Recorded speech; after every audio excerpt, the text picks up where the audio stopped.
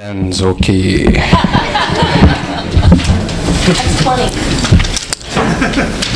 Playing Cupid is a risky business. I know. I've done it a lot. I've had some successes. I've got some friends that I help match up. I've had some terrible flops. I've lost a few friends. The flop that I remember was my friends Matt and Lisa trying to get them together and having to be the love operator between them, I like that date. What did Lisa think, Okay, I'm not going to do that. One of my most tremendous successes actually is connected here to Doyle's.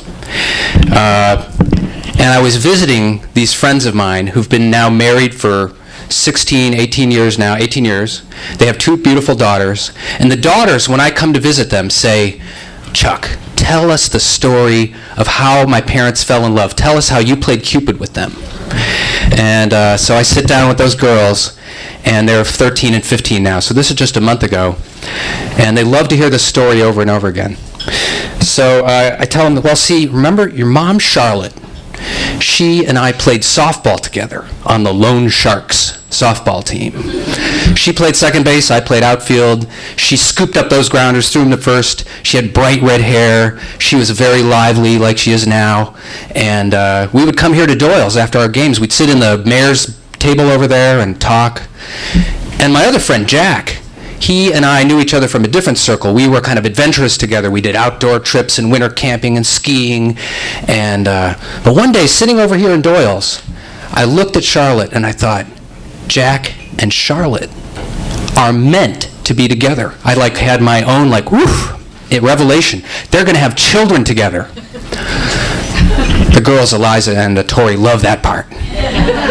So I said, so I knew I had to hatch a plan to get them together. Now I had made all the mistakes that Cupids make, telling the other people about the other, setting up awkward dinner dates, setting up dinner parties where everybody's there watching them, performance anxiety kind of thing. So I'm not going to do that. This time, I'm not going to tell them what's the plan. Here's the plan. And I'd say, Eliza and Tori, we took your parents on a moonlight canoe trip out to the Sudbury River, little bay called Fairhaven Bay. And your dad had a canoe, a yellow canoe. We call it the Yellow Banana. And we took there's 6 of us, and we went out on these canoes, and I put Jack and Charlotte together in this canoe. I said, okay, we're all going to meet out in the middle of the bay. We're going to tie our canoes together, just float there, look up at the moonlight. But here's a couple of bottles of beer and a couple of peanut butter and jelly sandwiches, and we'll see you out there. And off they went. And so the other 2 boats met up in the middle of the bay. And for an hour, we hear Jack and Charlotte paddling around us, talking, laughing. That's when it happened. The bow of Cupid was the boat. The arrow was the moon. My little quiver was the peanut butter jelly sandwiches and the beer. And they will tell you, and they told their daughters, that is when they fell in love. They couldn't even see each other in the moonlight, but they could hear each other's voices. They felt something together. The spark happened. So they were inseparable after that. Jack joined our softball team. Charlotte came on our boys' ski trips. It was cool. There was more love, and I was so happy. I had made this happen. I had this happen. And whenever they tell their story about how they met, they say, well, there's this guy Chuck, So, and then a year later, Jack says, Charlotte and I want to meet you at Doyle's. We have something to tell you. And I'm like, cool.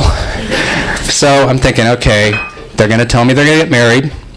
Maybe they're going to ask me to be the best man, or better than that, they're going to ask me to officiate their wedding. They're going to get that little certificate from the governor, and I'm going to be able to go, by the power vested in me by His Excellency William F. Weld, I now pronounce you man and wife. That was going to be and better than that, they were going to be our neighbors, and we were going to raise our kids together, and we were going to have a great life.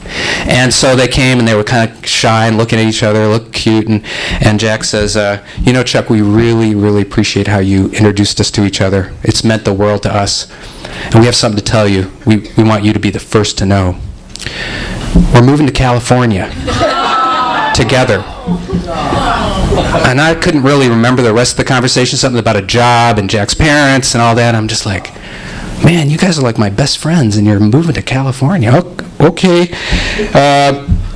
And I organized our going away party, and we had the big yellow canoe out there, the boat, and Jack says, could you take care of the boat? And I was like, sure, man, for when you come back, you'll have the boat, I'll have it there.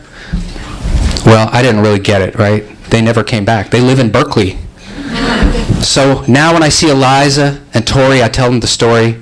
I say, yeah, I was the Cupid, and if you ever come to New England, I have a yellow canoe that belongs to you. But sometimes when you're Cupid, you bring people together, but you lose something too.